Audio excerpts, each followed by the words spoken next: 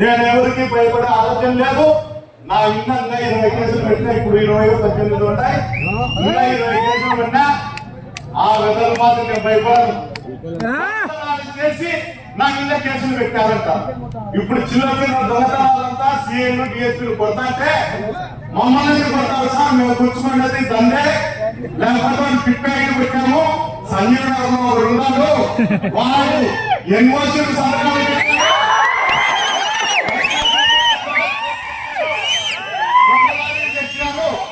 వాళ్ళ దగ్గర లెక్కుందని మీరు ఎవరు కొడతా కొట్టరు తిట్టరు. మేము చిన్న దొంగతనం సార్ మాకు చేసే మనకి 5,000 4,000 పోతే ఏం కాదు, సంసారాలు నాశనమైనాయి, ఎంగేజ్ మీద తిరిగి యాక్సిడెంట్ అయి చచ్చిపోతే ఆ కుటుంబాలు అన్యాయం అయిపోయినాయి. అలాంటివి మళ్ళా ఇప్పుడు కోర్టులోకి వచ్చి తప్పు సాక్ష్యం చెప్తాను అని చిన్న చిన్న చివరిలో చెప్తాను. నేను చెప్పేది కాదు, నేను చెప్తా అంటే ఏమన్నా అనుకోవచ్చు, నాకు సరిపోదు, ప్రతిపక్షంలో ఉన్నాను అందువల్ల చెప్తాను కానీ. అందులో కూడా వాళ్ళు కూడా బయట కోరుకున్నారు. నేను వచ్చినప్పుడు నుండి కోరుకుంటాను, నాకు రాజకీయ శత్రువైనా మిత్రులైనా అంతా కూడా మీరే. ఈ మధ్య కోరుకున్నారు, నేను ఇప్పటికైనా ఒప్పుకున్నా, అటు ఇటు కావాలి కాదు.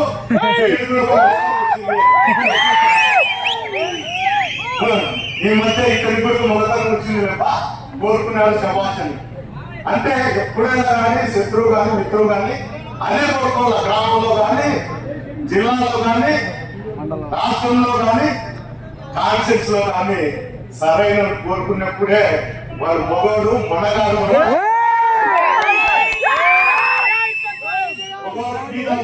కొట్టించేదో, టీ తాగే వారికి కొట్టించేదో, ఒకడు మోటార్ సైకిల్ తోటంటే కొట్టించేదో, కాలేజ్ వేసేదో, ఈ కార్యకర్తలో ఒకే సామాజిక వర్గాన్ని వాడుకొని వాళ్ళతో నేరాలు చేస్తాం. అయ్యా అందరికీ చెప్పేది ఒకటే, ఈ రోజు బాగుంటుంది, మీకు మనదే ఉంది కాబట్టి దినాన్ని 30 40 50 వచ్చాను. అది రాష్ట్రంలో ప్రభుత్వాలు ఎప్పుడు ఇట్లే ఉండవు. మారినప్పుడు ఆ 30,000 ఉండదు, ఆ 50,000 ఉండదు. తనదిగడు తిరిగి కొడితే ఆ రోజు హాస్పిటల్లో మిమ్మల్ని చూసేది కూడా రావాలి. నేనన్నా చూసేపోతుందా, వాళ్ళ బాగోగులు చూస్తానా, వాళ్ళు నా దగ్గర ఉన్నంత వరకు వాళ్ళతో తోడుగా నడుస్తానా. ఏమనకపోయినా మన ప్రభుత్వం వచ్చే తండ్రి 2.5 సంవత్సరం రాలే, కొడుకు 4 సంవత్సరాల వరకు రాలే. అది ఎవరు చర్చించాడు. నీ కొడుకులే అడుగుదాం, నా కొడుకులే అడుగుదాం. నా కొడుకులు పద్దాలు రమ్మంట, ధైర్యం ఉంటే వాళ్ళ పోలీసు వాళ్ళని నా ఇంటికి పంపించారు.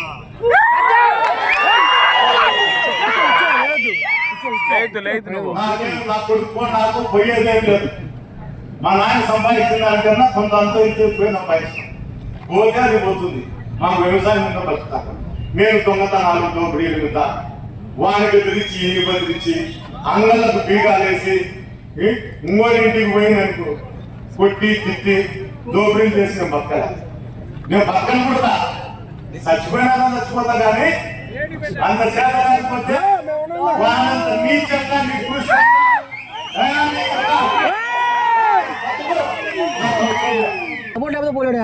ఇలాంటి విధవులు రాజకీయాలకు రాలేదే. ఇన్ని రోజులు కార్యకర్తల ప్రాంతంలో వాళ్ళని ఆదరించడమే మీది పెద్ద తప్పు. మన చేత కాకపోతే మన ఇంట్లో మనం ఉన్నాం. మన ఓటులో పోతే పోని కులాలను పెట్టి తిట్టించుకొని, మతాలను పెట్టి తిట్టించుకొని, అక్కను అమ్మను ఇంట్లో భార్యలు కూడా తిట్టించుకొని తుడుచుకొని పోతున్నా. ఏంటి తుడుచుకొని పోతారో ఏమో నాకు ఈ కాన్ఫిడెన్స్ లో అర్థం కాలే. నేను కార్యకర్తలకు వచ్చినప్పుడు అయితే ఆలోచన వచ్చేది, మంచి ఏరియాకి పోతున్నాము, రైతులుండే కాన్సెన్సీ, మంచి రైతులు ఉన్నారు, పాడి పంటలు పండించుకుంటారు, అందరూ పౌరుషంగా నిక్కచ్చిగా ఉంటారు అని. వీటికి వచ్చినాక తెలిసింది ఇంత దరిద్రమైన కాన్సెన్సీ, ఇంత దరిద్రమైన వాళ్ళు అతని దగ్గర ఉంటారని ఈ రోజు నాకు తెలిసింది. వాళ్ళు తిట్టే ఊళ్ళలో పోయి కొట్టేది, వాళ్ళు ఏదన్నా మాట్లాడితే పడిపోయేది. ఎందుకయ్యా బతుకుతారు? ప్రతి ఒక్కరు వైఎస్ఆర్సీపీ కార్యకర్తలు అందరూ కూడా అభిమానులు కానీ పార్టీ కార్యకర్తలు కానీ అందరూ కూడా ఏకతాటి మీద నడచాలి. ఎవరికి మనం పడిపోవాల్సిన అవసరం లేదు. ఎవరితో కూడా కలిసి ఉందాం. మనకు ఎన్నన్నీ అధికారం వచ్చేంత వరకు మీరు అందరూ కలిసికట్టుగా పనిచేయండి. మిమ్మల్ని చూసాం. ఈ డిఎస్సి అక్రమాలలో వెంటనే లోకేష్ రాజీనామా చేయాలా. ఈ అవకతవకల్లోకి విద్యార్థులను నిరుద్యోగ వృత్తి డబ్బులు ఇవ్వాలా. ఫీజు రిమెంబర్స్మెంట్ లో అవకతవకలు పూర్తి చేయాలని చెబుతూ ఈ అవకాశం ఇచ్చినటువంటి వైఎస్ఆర్సీపీ కార్యకర్తలకు అందరికీ కూడా